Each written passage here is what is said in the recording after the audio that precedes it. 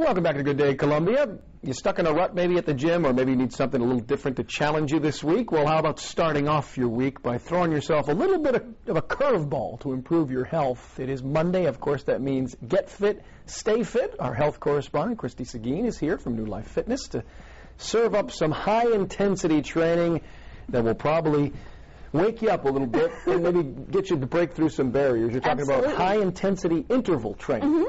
As opposed to steady-state cardio. Sure. You've heard the term aerobics. Aerobics simply means with oxygen. So you're working at a steady, slower pace, and you're working with oxygen to help burn the energy in your muscles, which is very efficient.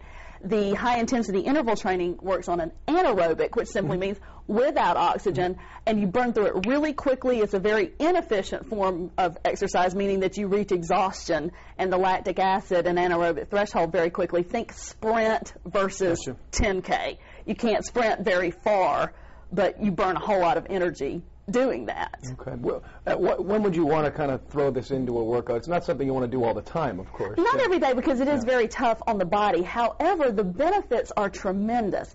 The high-intensity interval training, first of all, what is the #1 complaint about people with fitness? Time. Yeah, takes too long. You don't have to stay on a machine for hours. You don't have to run for hours. You don't have to bike for hours. Now, if you want to, that's fine. Nothing wrong with that. But you can do 15 minutes of high-intensity intervals and literally raise your metabolic rate and burn fat for up to 24 hours afterwards while you're sitting on the couch watching television. Wow. Now, the trade-off is it has to be really, really intense. Yeah. Like I was just telling someone, you know, everybody thinks, well, I should be able to just breeze through a workout and it's easy and that means I'm in shape. That doesn't work. No. Look at the highly trained athletes in the world. You're Usain Bolt, you know, #1 sprinter in the world. When he gets done with the sprint, he is bent over, he is exhausted. It's just all he can do. You never get past that point. What you do is you increase your capability. And so someone who's untrained, to do an interval for them might be just raising the incline on the treadmill and walking a little faster. Whatever it takes just to reach the point of exhaustion. For someone like Usain Bolt, it might be raising it to 15% and sprinting at 10 miles an hour.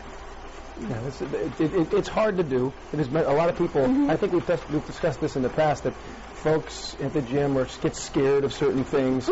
Is this something where they should reach out to someone, you know, like yourself, that's more well-schooled in this type of thing, to do it the right way? So you can get hurt, too. Well, you can. You can. I mean, you definitely want to check with your doctor, because, again, you're working at a really high heart rate. You want to check with your doctor before, make sure that you're okay with that. But don't be scared of that. And it's funny you bring that up, because there's a survival mechanism in the mind that kicks in. And when you start getting to that point, your subconscious is immediately going to say, stop. I gotta do something here, You've got to push through that. That's a mental barrier that you've got to learn to push through, because your body can do way, way more. And if you got someone like me to push you, it's amazing what you can do. Now, I brought this today because this is the magazine that's on the stands right now, the Fitness RX. The girl on the cover happens to be one of my teammates, and is coached by my coach, who is Shannon Day, and she writes great articles for this magazine, and we actually have some of our workouts in here. Like here is one of my teammates, Jennifer